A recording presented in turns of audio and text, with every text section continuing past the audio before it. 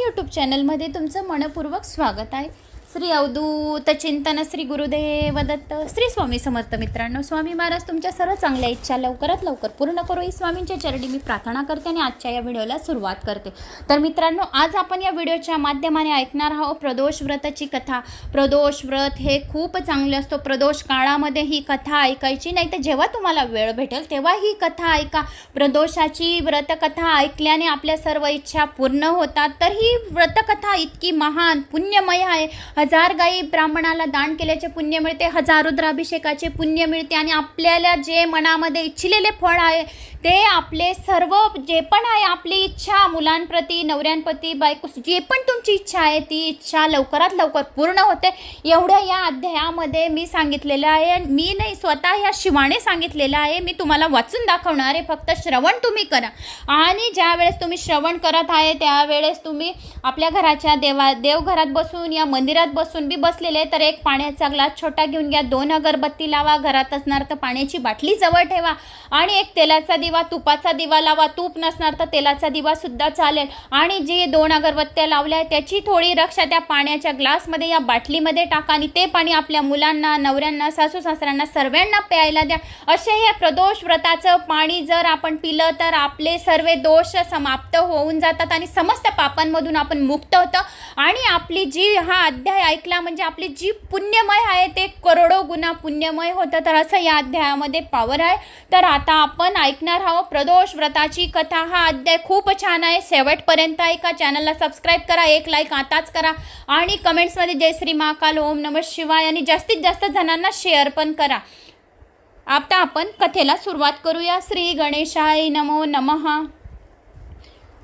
प्रदोष व्रताची कथा। सदाशिव ही 4 अक्षरे जो नेहमी मनोभावे उच्चारतो तो शिवपूजाचे पूजन करीत असतो। जो शिवनामाच्या जपाने शुद्ध झालेला आहे त्याला कोणत्याही प्रायश्चित्ताची गरज नाही। शिवनामाचा महिमा फार अगाध आहे। जो प्रदोष व्रत नेहमी पाळतो त्याला आयुष्यात काहीही कमी पडत नाही। ही गोष्ट त्रिवार सत्य आहे। ज्याला आयुष्य, आरोग्य, सुख संपत्ती आणि दिव्य ज्ञान सहजासहजी आणि भरपूर प्रमाणात हवे असेल तर हे प्रदोष व्रत मनोभावे करावे। हे व्रत केले की त्याचे दारिद्र्य आणि दुःख 6 महिन्याच्या आत नाहीसे होते। 1 वर्षभर प्रदोष व्रत केले ते चांगले असे ज्ञान प्राप्त होते। 12 वर्ष प्रदोष व्रत आचरण्याच्या घरी स्वतः भाग्यलक्ष्मी स्वतःहून चालून येते आणि त्याच्या घरात धनधान्याचा भंडार भरलेला राहतो। 7 जन्माची त्याची दरिद्री दूर होते। व्यास महर्षींनीच हा महिमा सांगितला आहे। जो कोणी हा महिमा खोटा आहे असे म्हणेल त्याला याच जन्मी फार दुःख आणि दारिद्र्य आणि क्लेश सहन करावे लागतील। हा महर्षी व्यासांनीच सांगितलेला महिमा आहे तो मी तुम्हाला सांगत आहे। आता जो कोणी म्हणतो की हा अध्याय खोटा आहे, हे प्रदोष व्रत खोटे आहे, तो निश्चित दांभिक असतो असे समजावे। त्याची भक्ती आणि त्याचे ज्ञानसुद्धा खोटे आहे, त्याचा गुरुसुद्धा काल्पनिक आहे असे खुशाल समजावे। आणि पार्वती परमेश्वरावर ज्याचे मन जळले आहे त्याहून पवित्र असा दुसरा कोणी नाही हे पक्के लक्षात ठेवावे। मृत्यूसारखी मोठमोठी संकटे सुद्धा प्रदोष व्रताने नाहीशी होतात। आता मी तुम्हाला एक कथा सांगत आहे, ती ऐका। असे म्हणून सूत, शौनिक आदी ऋषींनी शिवमहिमा दाखवणारी एक कथा सांगू लागले। फार फार पूर्वी विदर्भ देशात सत्यरथ नावाचा एक राजा राज्य करीत होता। तो महापराक्रमी होता, धर्मशील होता, परंतु तो शिवाचे भजन पूजन मात्र करीत नसे। त्यामुळे एकदा काय झाले, शाल्व देशाचे राजा आपले फार मोठे सैन्य घेऊन राजा सत्यरथावर चालून आले। दोघांमध्ये 7 दिवस घनघोर युद्ध झाले। शेवटी राजा सत्यरथ युद्धात मारला गेला। शत्रूने सत्यरथ राजाची नगरात प्रवेश केला। सत्यरथ राजाची राणी गरोदर होती, तिचे दिवस भरले होते, पण शत्रू नगरात शिरताच ती एकटीच चोरवाट्याने रानात पळून गेली। सुकुमार अशा त्या राणीला चालताना पायाला खूपच काटे टोचत होते। श्रमाने मूर्छा येऊन जागोजागी पडत होती। सावध झाली की शत्रूच्या भीतीने मागे पुढे पाहत पुन्हा पळत होती। राणी दिसायला अतिशय सुंदर होती। मदनाला सुद्धा तिचा मोह पडावा अशी सुंदर अप्रतिम तिचं रूप होतं। पण दैवाची गती गहन आहे। जिचे नखही सूर्याला कधी दिसत नसे ती सुंदरी अशी गरोदर अवस्थेत एकटीच रानावनात येऊन पडली होती। नळाची दैवंती आणि भिलिनीच्या रूपात असलेली भगवान शंकराची सती पार्वतीच पुन्हा या वनात संचार करीत आहे असे वाटत होते। प्रत्येकाला आपल्या कर्माची फळे भोगावीच लागतात, त्याला इलाज नाही। सर्वत्र भटक भटकून शेवटी बिचारी एका वृक्षाखाली दमून बसली। त्यातच तिला प्रसव वेदना सुरू झाल्या. जिचा शब्द तळहातावर झेलण्यासाठी 100 दासी तिच्या मागे पुढे होते. अशा राणीला आज भांडेभर पाणी द्यायला सुद्धा कुणी नव्हते. ती राणी इंदुमती जिथे जमिनीवर गडाबडा लोळत होती, पाण्यासाठी मोठमोठ्याने टाहा फोडत होती, पण ऐकणार कोण? थोड्या वेळात ती त्या झाडाखालीच प्रस्तुत झाली. तिला एक सुंदर मुलगा झाला, पण आता ती तहानेने व्याकुळ झाली होती. त्यामुळे तिला काही सुचेना. अजान अभरकाला तेथेच वृक्षाखाली सोडून राणी इंदुमती तशा अवस्थेत बसत उठत जवळ असलेल्या सरोवरापाशी ती पाणी प्यायला गेली. तिने सरोवराच्या पाण्यात पाय टाकला, मात्र तेवढ्यात एका मगरीने तिचा पाय आपल्या तोंडात धरला आणि तिला मारून टाकले. बिचारा नवजात राजपुत्र जमिनीवर एकटाच पडला होता आणि जंगलातल्या वृक्षांखाली मोठमोठ्याने रडत होता. त्याने रस्त्याने उमा नावाची एक ब्राह्मणीण विधवा येत होती. तिच्या कडेवर 1 वर्षाचा लहान मुलगा होता. तिलाही जावात नात्याचे कुणीच नव्हते. या चिमण्या बाळाला पाहून तिला मनामध्ये फार दया आली. नाळसुद्धा न कापलेला सुंदर बाळ येथे आला कसा असेल? तिला काहीच समजेना. हा कोणत्या बऱ्या जातीचा असेल? त्याला आपण उचलून घ्यावे की नाही? आपण उचलून न घ्यावे तर या जंगलातील हिंसूपशी त्याला मारून टाकतील. काय करावे न काय नाही हे तिला काहीच समजावना. क्षणभर तिला काहीच सुचलं नाही.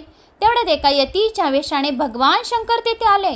त्यांनी तिला सांगितले, तू हा बाळ उचलून घे, आपल्या घरी ने.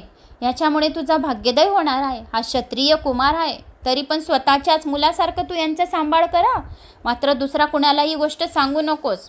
एखाद्या दारिद्र्य माणसाला परीच सापडावा तसा हा बाळ आहे. चिंतामणी रत्न आणि दारिद्र्य माणसाच्या आपात पुढ्यात येऊन किंवा मेलेल्याच्या मुखात अमृत पडावे तसा हा बाळ तुला सापडला आहे. तू याला उचलून घे असे शंकराने स्वतःच तिला सांगितले. त्याचे पालन नीट कर आणि जीवाभावाने कर. एवढे सांगून शिवशंकर लगेच गुप्त होऊन गेले. मग उमेने दोन्ही पुत्र उचलून घेऊन प्रवासास सुरुवात केली. स्वतःच्या मुलाचे नाव तिने सुचिव्रत ठेवले. राजपुत्राचे नाव तिने धर्मगुप्त ठेवले. दोघांना कडे खांदेवर घेऊन ती गावाघरोघर भिक्षा मागत असे. कोणी विचारले तर हे माझ्याच पोटचे दोन्ही मुलं आहेत असे ती सर्वांना विचारणाऱ्यांना सांगत होती. अशा तऱ्हेने दोन्ही मुलांना घेऊन फिरता फिरता ती एकचक्र नावाच्या नगरात आली. तेथे तिला एक सुंदर व मोठे शिवालय दिसले. शिवालयात अनेक थोर ऋषी बसले होते. त्यावेळी तेथे शिवाची आराधना सुरू होती. महान श्रेष्ठ अशा शाडिल्य ऋषीच्या देखरेखीखाली त्या मंदिरात यज्ञ सुरू होता. उमा आपल्या दोन्ही पुत्रांसह त्या शिवालयात आली व पूजा पाहत तेथे उभी राहिली. धर्मगुप्ताकडे आपल्या तेजस्वी डोळ्यांनी निरखून पाहत शाडिल्य ऋषी म्हणाले, अरे रे रे, दैवाची गती किती विचित्र आहे ना. हा खरं तर राजपुत्र, पण आज दिनहीन होऊन गरीब होऊन तेथे भिक्षा घेण्यासाठी आपल्यासमोर उभा आहे. उमेने शाडिल्य ऋषीचे नम्रपणाने पाय धरले व त्याला म्हटले, महाराज, आपण तर त्रिकालज्ञानी आहात. तुम्हाला भूत भविष्य आणि सर्व काही समजते. महाराज, आपण माझ्यावर कृपा करा आणि याचे आई वडील कोण आहेत? जिवंत आहेत की मेले आहेत हे मला कृपा करून सांगा. तेव्हा तिला उठवत शाडिल्य ऋषी म्हणाले, या राजपुत्राचा पिता सत्यरथ नावाचा एक राजा होता. एकदा काय झाले, हा प्रदोषाच्या वेळी भगवान शंकराची पूजा करीत बसला होता. तेवढ्यात त्याच्या शत्रूंनी त्याच्या नगरावर हल्ला केला. नगराला सर्व बाजूंनी वेढा पडला. तेव्हा शंकरांनी पूजा तशीच सोडून तो शत्रूशी लढायला रणगणात गेला. शत्रूंनी ठार मारले हे खरे, परंतु नंतर पूजा पूर्ण न करता सत्यरथाने जेवण केले.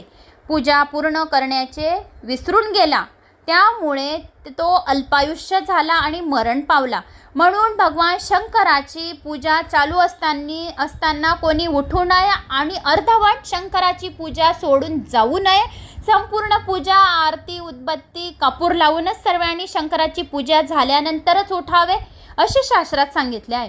म्हणून त्याच्या आईने सुद्धा कपटाने आपल्या सवतीचा प्राण घेतला आणि त्याची आई सुद्धा मरण पावली. म्हणून भगवान शंकराच्या वेळेस प्रदोष व्रतामध्ये जो कोणी प्रदोष व्रताची पूजा अपूर्ण करतो तो अतिशय लवकर मरण पावतो, अल्पायुष्य होतो आणि त्याचे आई वडील सुद्धा लवकर मरण पावतात. तर प्रदोष व्रतामुळे हे असे होते.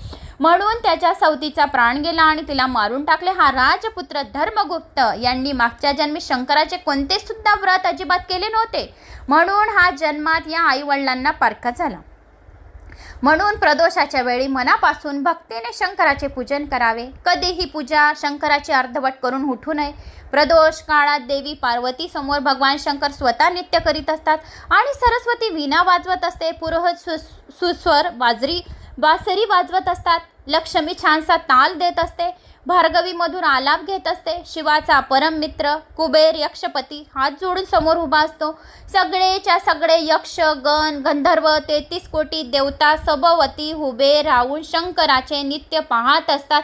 असा हा भाग्यवान प्रदोष काळ आहे. प्रदोषाच्या काळमध्येच भगवान शंकरांनी विष प्राशन केलं होतं, म्हणून या प्रदोष काळाला एवढं महत्त्व आहे. म्हणून प्रदोष काळामध्ये भगवान शंकराची जो कोणी पूजा करतात त्यांच्या घरी स्वयं शिवशंकर शिवशंभो नंदेश्वर माता पार्वती स्वयं त्याच्या घरी येऊन विराजमान होतात. म्हणून प्रदोष काळमध्ये सर्वात जास्त महत्त्व प्रदोष काळाला दिलं गेलेलं आहे.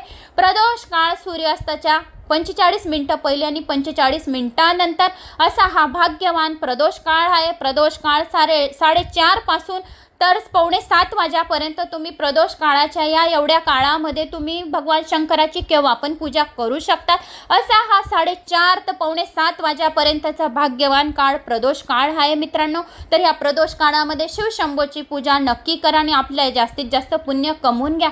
मुनिराज, आपण मला एवढे चांगले ज्ञान दिले, बहुमोल असे ज्ञान दिले, आपल्याला आता मी शरण आलेली आहे. आता माझा हा पुत्र दरिद्र का झाला हे सांगावे बरे. उमा विनयाने म्हणाली, तुझ्या या पुत्राला मागच्या जन्मी खूप पैसा मिळवला होता, अन्यायी मार्गाने संपत्ती जमा केली होती, पण दान मात्र कोणाला अजिबात केले नाही. शंकराचे पूजनही कधी केले नाही. तसेच जर परअन्न चोरून खाल्ले तर जीभ जळते. दुसऱ्याचा पैसा जर चोरून घेतला, फसून घेतला तर त्याचे हात जळतात. परस्त्रीची अभिलाषा धरली तर त्याची अभिलाषा धरण्याचे डोळे जळतात आणि अंधत्व येतं. एवढे लक्षात ठेवून घ्यावे.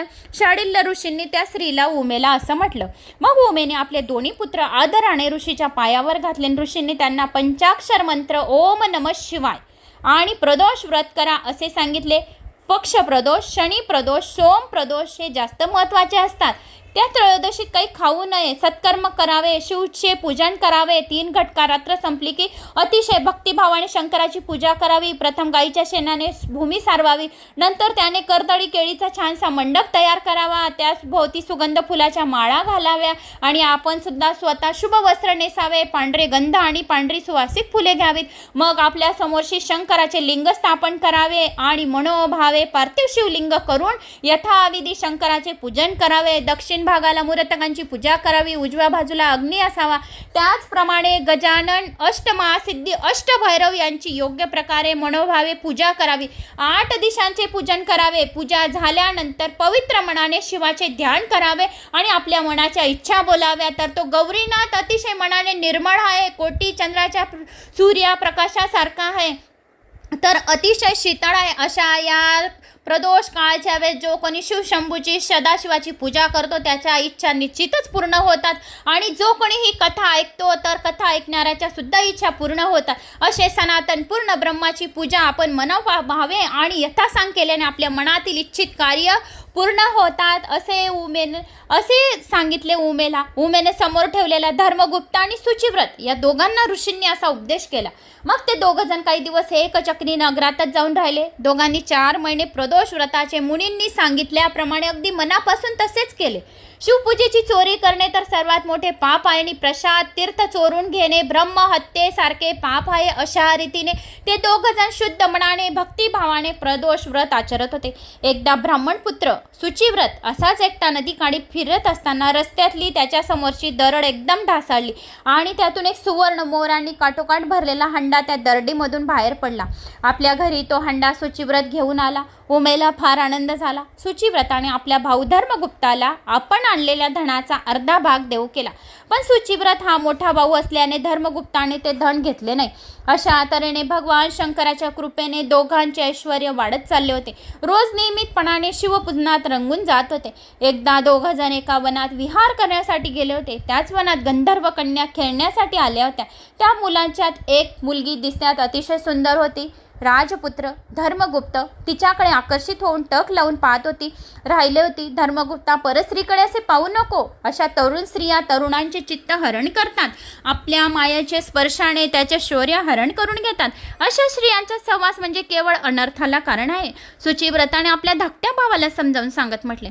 पुढे गेल्यानंतर तेथे त्याला गंधर्व राजाची कन्या अशुमती दिसली. तीही एखाद्या अप्सरेसारखी सुंदर होती.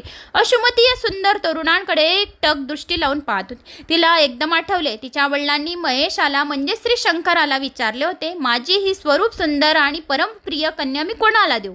तेव्हा पार्वतीपती त्याला म्हणाले होते, धर्मगुप्त नावाचा सत्यरथ राजाचा मुलगा आहे, तो माझा परमभक्त आहे, त्याला तुझी कन्या दे.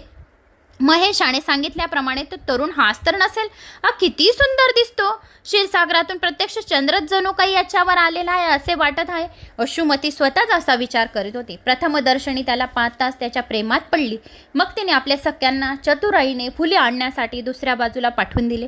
अश्रुमतीने हलक्या आवाजात राजपुत्र धर्मगुप्ताला हाक मारून आपल्याजवळ बोलावले. त्यासाठी तेथे मऊ पल्लवाचे तिने आसन तयार केले. राजपुत्र आसनावर येऊन बसला होता.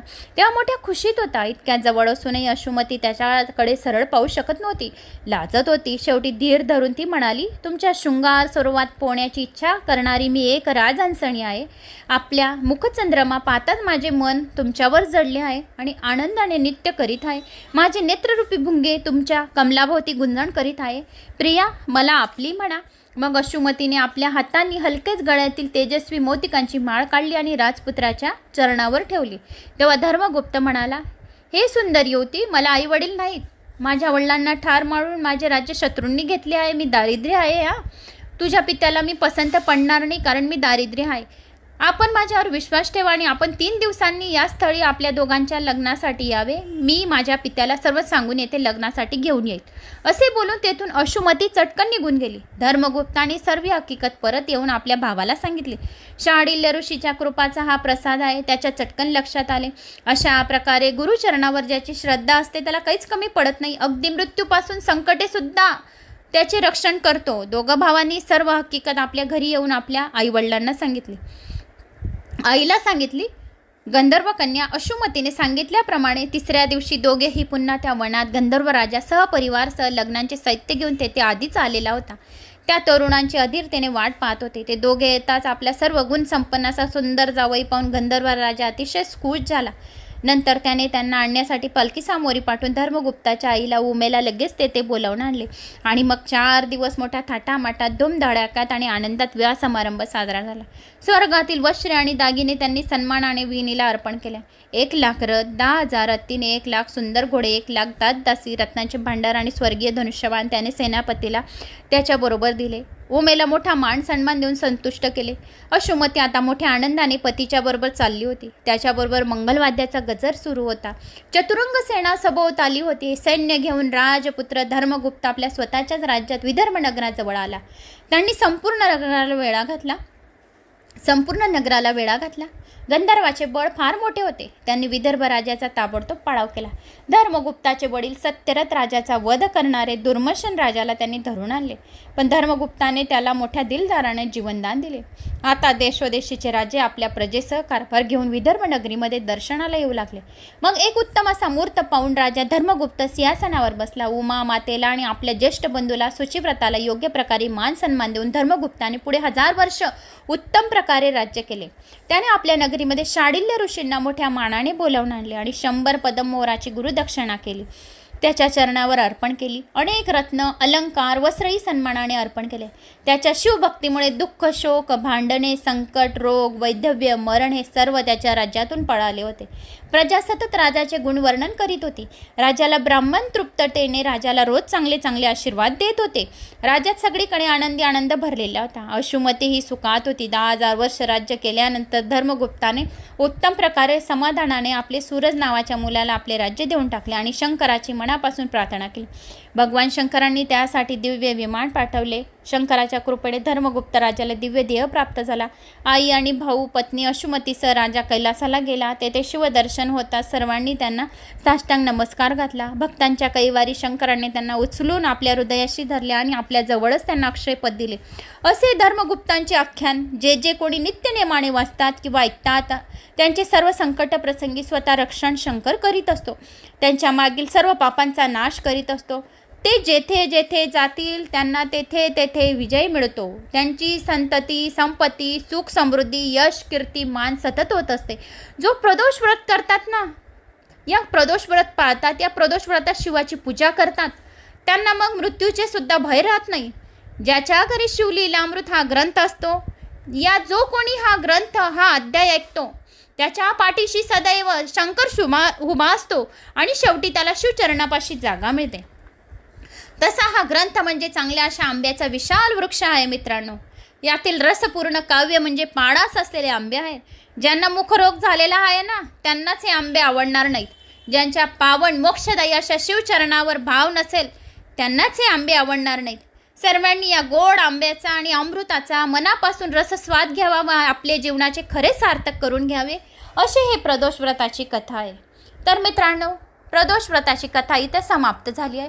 तर मला अशी आशा आहे की तुम्हाला माझी ही प्रदोष व्रताची कथा आवडली तर आताच एक लाईक करा, चॅनलला सबस्क्राईब करा आणि कमेंट्स करून मला नक्की सांगा की तुम्हाला माझी ही कथा कशी आवडली. तुम्ही कुठल्या गावाहून, एक कमेंट्स माझा आत्मविश्वास आणि मला दुसरा व्हिडिओ या दुसरी कथा वाचायला प्रेरणा मिळते. तुमच्या कमेंट्सने मला प्रेरणा मिळते. म्हणून एक कमेंट्स आणि एक लाईक आणि चॅनलला सबस्क्राईब नक्की करा. आणि जास्तीच आवडली तर प्लीज जास्तीत जास्त जणांना शेअर करा. शेअर केल्याचे पुण्यसुद्धा तुमच्या अकाउंटला जमा होईल. एवढ्या या ग्रंथामध्ये पावर आहे, एवढ्या अध्यायामध्ये पावर आहे. स्वतः शिवशंकर या अध्यायामध्ये सांगितलेले आहे. नुसते ऐकल्याने, शिव बोलल्याने सुद्धा आपले 7 जन्माचे पातक नष्ट होते. तर तसे या अमृतांचे तुम्ही रसस्वाद घ्यावा आणि हे अमृतमय जीवन करून घ्यावे, अशी माझी इच्छा आहे. तर एक लाईक, चॅनलला सबस्क्राईब करा. जय श्री महाकाल, ओम नमः शिवाय, श्री स्वामी समर्थ. नाही तर तुमच्या गावाचं नाव नक्की करा. जय श्री महाकाल.